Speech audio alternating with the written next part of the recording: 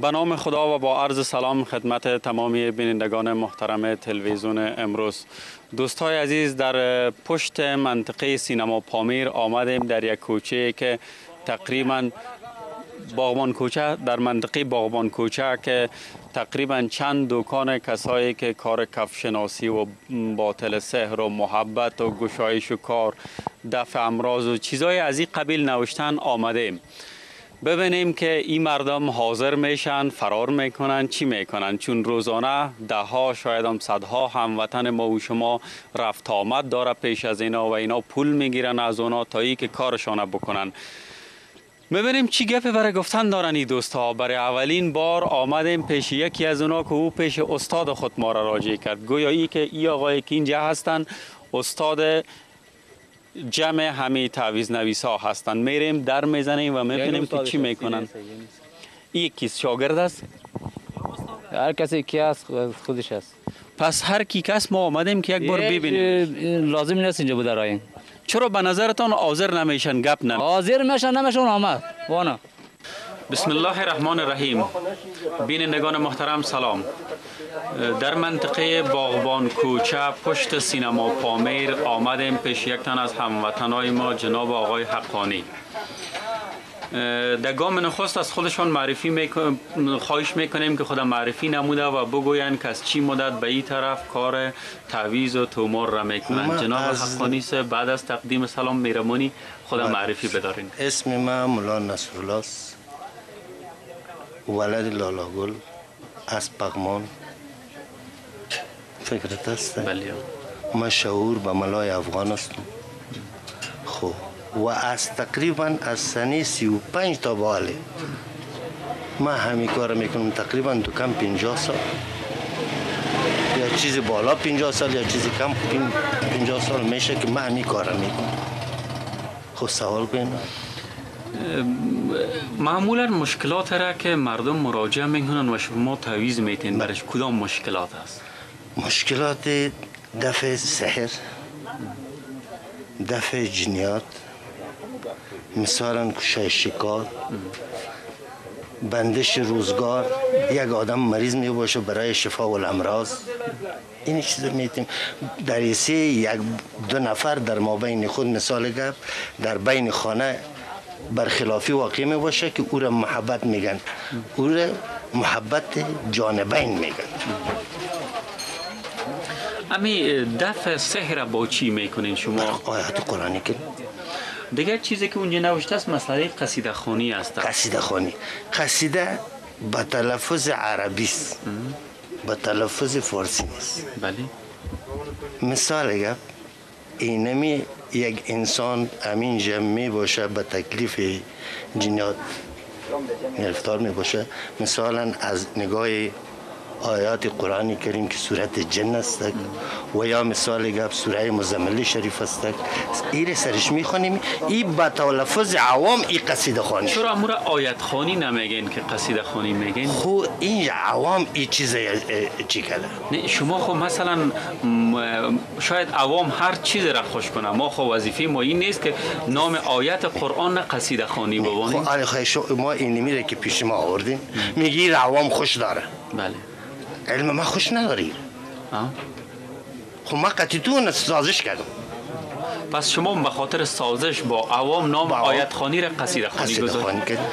یک چیز دیگه را جناب آقای حقانی، چون قراره که معلوم میشه شما هم سنی مذهب هستین و ما هم در چند برنامه قبلی در مورد رمل با هموطنای شیعه ما مصاحبه داشتیم که گرچه من مطالعه که عمومی از اسلام داشتم میفهمیدم که در تمام مذاهب اسلامی حرام است، ولی او دوستا ادعا داشتن که در بین از اونا حرام نیست. اما همین رمل را که شما اینجا دارین در مذهب احناف بغیر از احناف گپ گوش کنید، همین حرامتش شما ثبوت میکنید. شما ببینید در سوره مائده همین آیت که آمده که بسم الله الرحمن الرحیم انما الخمر والمیسر والانصاب والازلام، اینمی کاملا شباهت با ازلام داره. جناب آقای ما قناعت دارم. نظر خود در این مورد چیست؟ یکی موضوع است که غیب گفتن است، بله. که ابتدا ما برش میگیم که الغیب عند الله، یکی. بله. و دوما در ایسی ازی عینا مثل امی موضوع علم ریاضی وری است، در این صف فصل برای از اینا امو چیزی را که برش میگیم که در اینی چیز این حکم میکنه. اگر شما قناعت دارین این، اگر نیک ندارین پناهتان با. پیش ازی که همون کاری که صورت گرفته باشه وقت در موردش ما میگیم که اینی علم اینی حکم میکنه، اینمی هم پیشگویی است. نبی کریم صلی الله علیه و سلم شما خبر دارین که پرسانش کردن که شطور چند پای داره، پایین شد پایایش حساب کرد با وجود یه از موضوع همونجا تلفظ حضور شیطان اونجا بود. یعنی اینجا فعلا حضور شیطان در بین ما و شما نیست؟ فکرت است ما فعلا نمیبینیمش.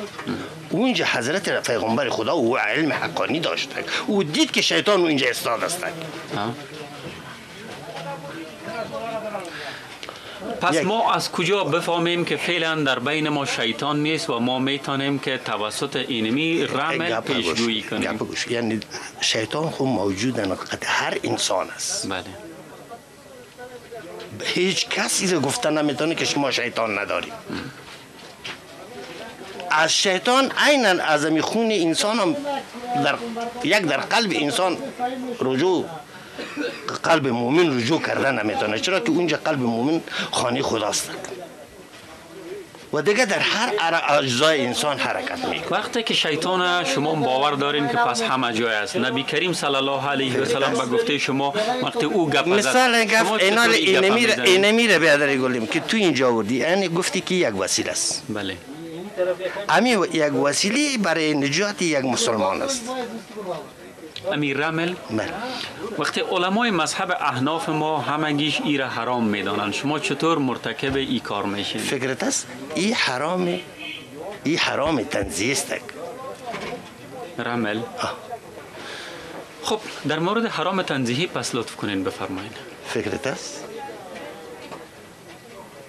یعنی ذهن این انسان اگر رجوع با علم ما امیره گفتم که امی رمل ثبوت است، اینجا این حرام مطلق شد. چرا علم غیب خداوندی کریم. ولی اگر ضمنی گفتین یعنی ثبوت مطلق نه 90% اگر گفتین 90% هم نه، حتی 80 هم نه، 100 هم نه، 50 هم نه، 40% هم بیادر گفت اینمی علم امی چیزا میگه. چرا که حضرت دایی علم حضرت آدم علیه السلام کار کرده، حضرت یونس علیه السلام کار کرده، حضرت در کدام علم رمل حضرت آدم علم رمل کار کردن؟ چون که حضرت آدم علیه السلام که بی هوا در یک جای افتید و آدم علیه السلام در دیگه جای، حضرت جبریل علیه السلام آمد این تو شافر خود زد، باز از پیش سوال کرد که این چیست؟ گفت علم رمل است. جبرائیل گفت؟ بله. این در کدام کتاب آمده؟ در امی کتابای رمل آمده. خب کتاب ما همگی مسلمان هستیم، کتابای ما قرآن است، صحاح سته است. ما مطابق اینی کتابا ایمان خود تنظیم میکنیم. در امی موضوع خب تا اگه باشه کاش که بیادری گل کل افغانستان ما برای سوای سته برد.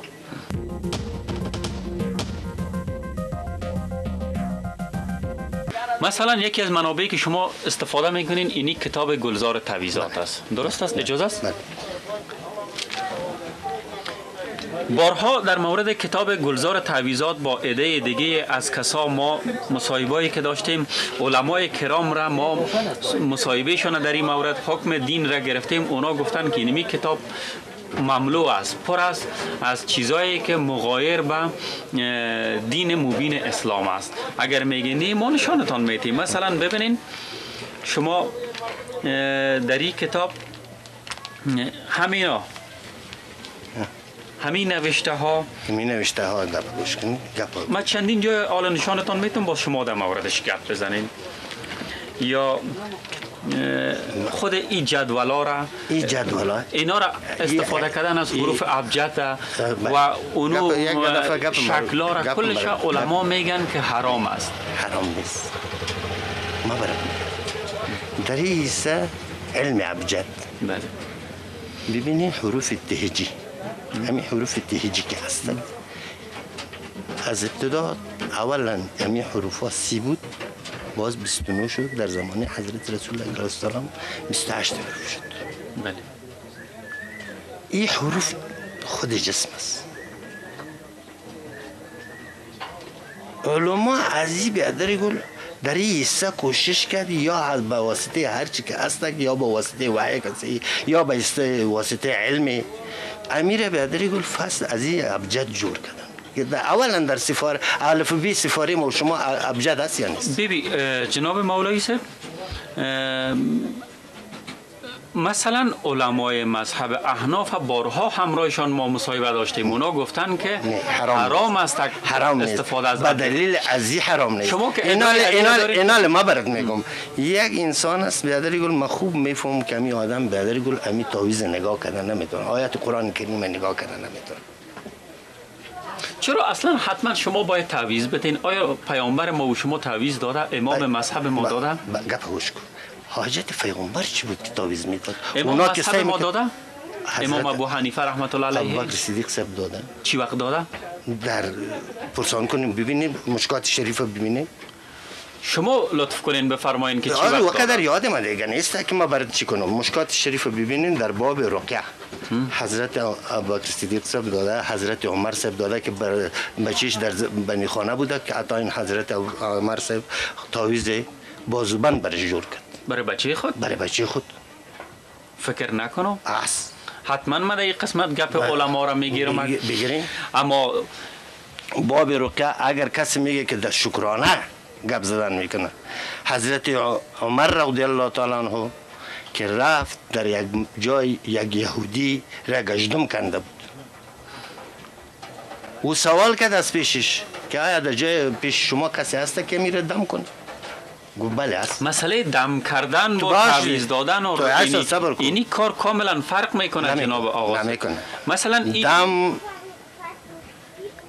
امی موضوع سوال از سحر، اولا ما از پیش خودت پرسان میکنم بله که سحر چیست و جادو چیست؟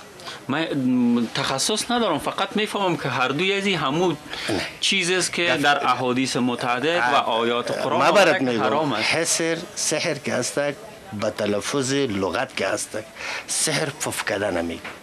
بله. و جادو نوشته کردن نمیگه.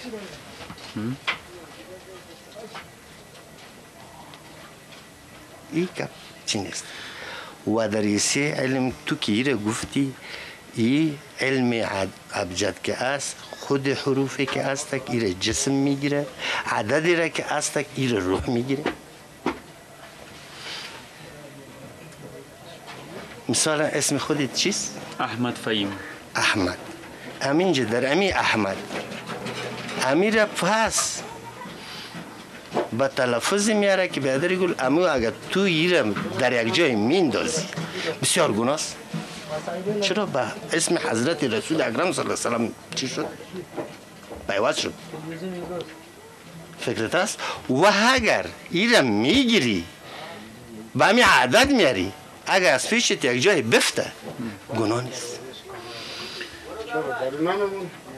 خب ایرام در این قسمت دوباره ما نظر علما را میگیرم. میاییم سر مسئله محبت. آیا ما و شما حق داریم که چیزی را خلاف روال اصلیش، در حالی که علما بارها گفتن که در قسمت محبت شیوه های مسنونه وجود داره که مطابق بنمو شیوه ها از برخورد خوب گرفته تا گپ های دیگه که دین بر ما مشخص کرده، ما بجای از او بگیریم چیزی را به نام تعویض به نام محبت نامه بدیم؟ پیامبر چی وقت کرده بود؟ گپ گوش کن. اگر پیغمبر نکرد در زمانه پیغمبر خداوند کریم تو دیگه هر چیز با او چون پیغمبر ماست. نه پیوست نکن. ولی پیغمبر امام مذهب ما نوشته کرده بود محبت نامه؟ بله. امام ابو حنیفه رحمت الله علیه چی وقت نوشته بود؟ برو مکتوبات امام ربانی رسید. در مکتوبات امام ربانی قضیه محبت نامه آمده؟ بله. گفته که برای خانم ها یا دخترها شما محبت نامه بتین؟ نوشته کرده که حب جانبین. بله. حب زوجین یعنی مثال گپ زن و شوی در مابین چی باشه او رو ببینی مکتوبات امام ربانی رو ببینی در کجای مکتوبات آمده؟ در صفحه چند کدام بابش؟ حالا که فیلم از صفحه زیادی میرفته و ما در اسی همین آیاتی که یحبونهم که حب لله والذین آمنوا اشد حب لله در همین خود امام ربانی. شما که جناب پیشتر گفتین مولوی هستین، اونجا در تابلویتان هم نوشته کردین مولوی منصور حقانی. امی آیه کریمه شأن نزولش چی است؟ بعد از او باز ما و شما میایم که آیا این برای همین دوستی زن و مرد است یا گپ آیه چیز دیگه است؟ نه دیگه است. چی است شأن نزولش؟ فکرت است که شأن نزولش حال بیادری که امیر اگه ما میال ترجمه میکنم اینجا برای ما بسیار جنجال واقع. این خب فکر میکنم در مورد همون بتایی بود که خداوند میگه بتای خود دوست دارن مثل که خدای خود دوست داشته باشم، یحبونهم که حب الله. درست؟ شأن نزولش بگوین شما که در کدام مورد امی آیت نازل شد؟ امیر پرسان میکنی خیلی واضح تو کو که میریم یک جای در یک مجلس میشینیم مسجد و ما همون تفسیر شریف برات میارم از جان خود اگه گپ میزنم اینجا برای ما بسیار جنجال است. بیایی که خیبری مسجد شاهد شمشیره میره بخی درست است؟ بخی یالا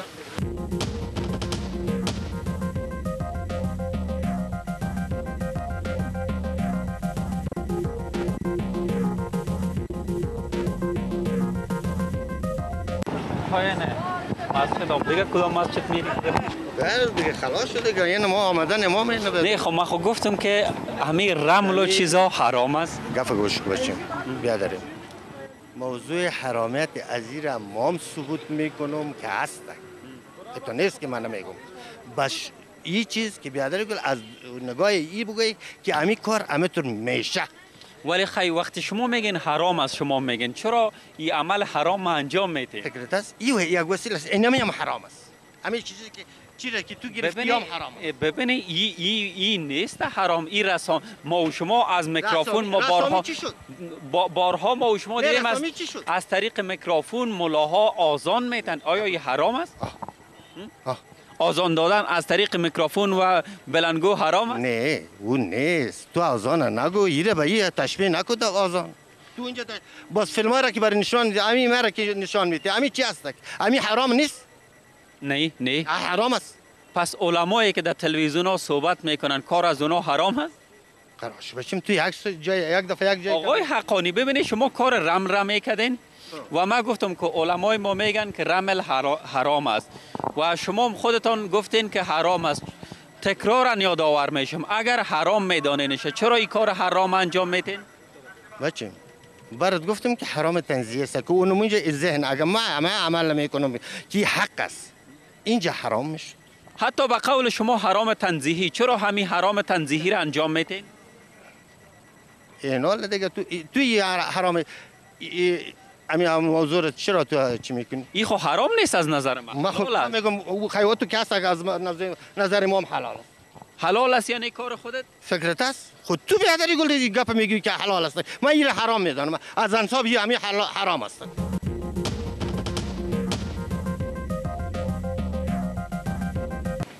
بسم الله الرحمن الرحیم. بینندگان محترم سلام علیکم. شما صحبت‌های آقای حقانی را دیدین.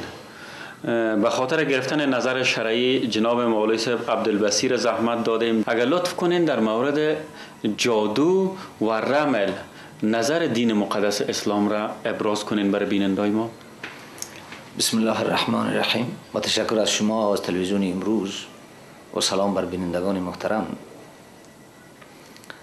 دین اسلام دین اتفاقی تمام انبیاء علیهم السلام است. اولین پیغمبری که آدم علیه السلام است و آخرین پیغمبر محمد صلی الله علیه و سلم است. اینها در مجموع انبیاء علیهم السلام به سوی دینی که انسان دعوت دادن و دین اسلام است.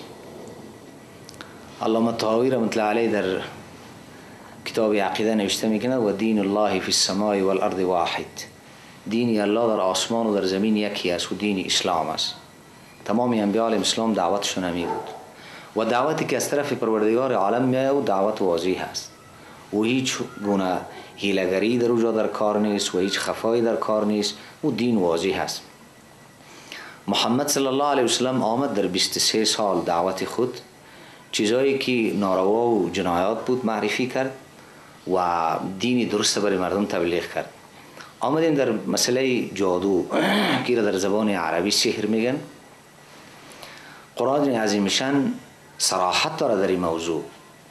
در موردی از یک سلیمان علیه السلام از طرف بنی اسرائیل بدنام شد که سلیمان جادوگر است و امروز هم ما میبینیم در پیشی همی کسایی که تعویض می نویسن و تعویض میدن کتابی دارن به نام نقش سلیمانی و مجربات سلیمان. بله، اوی در حقیقت این عقاید کفری است. انسان به این نظریه کافر می شود یک پیغمبری برجسته خدا را ساحر و جادوگر بوده.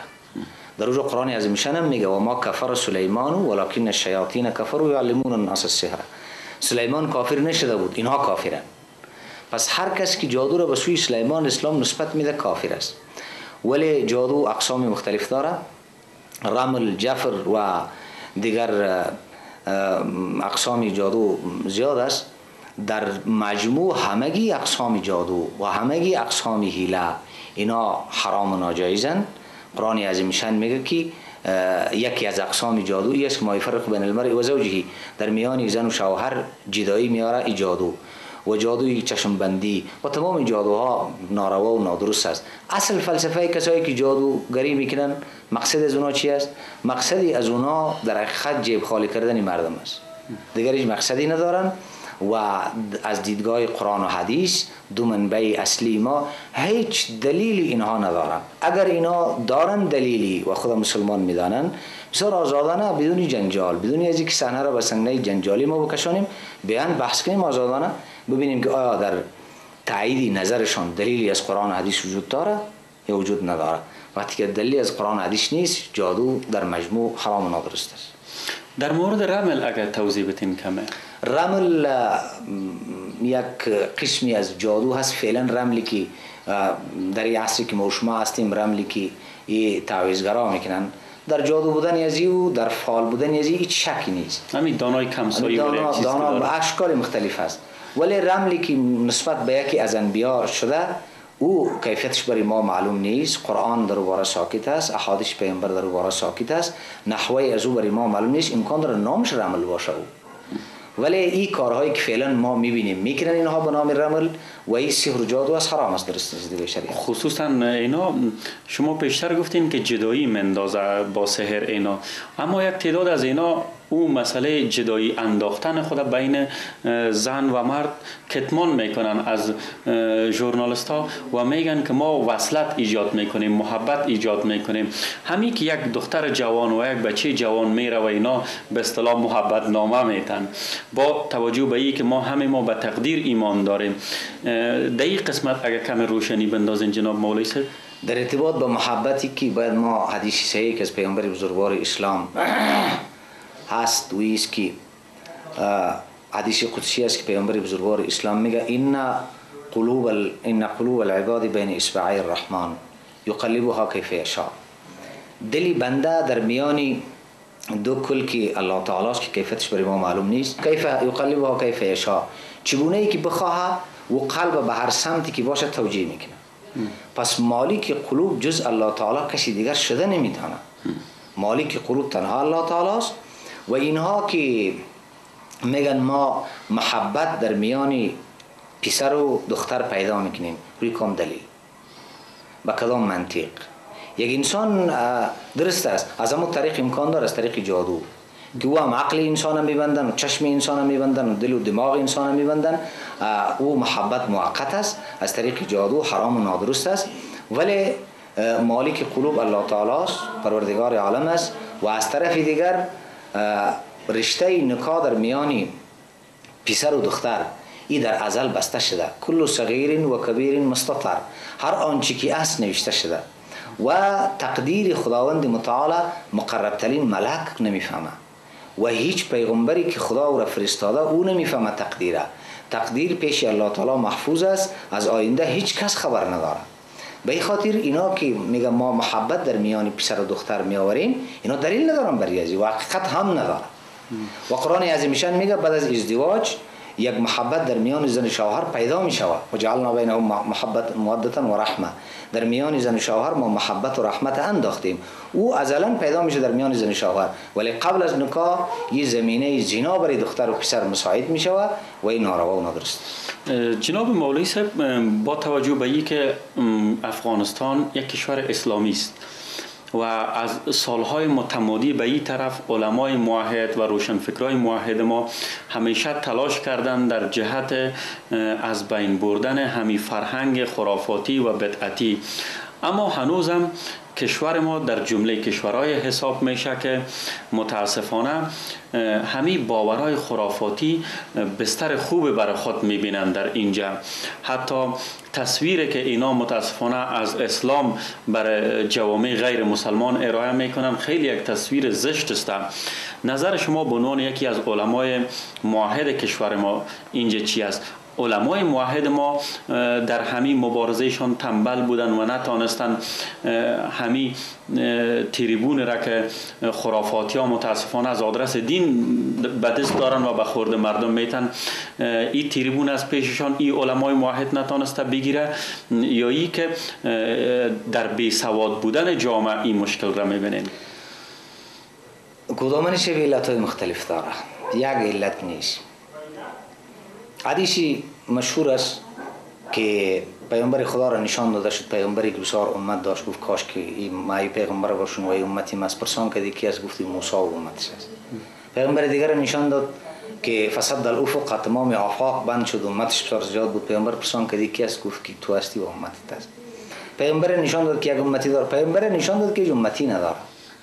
آیا او پیغمبری که امت نداشت، او پیغمبر در فصاحت یزو، در بلاغت یزو، در طرز بیان یزو، در اخلاص یزو، در علم یزو کدام کمی بود؟ نه خیر.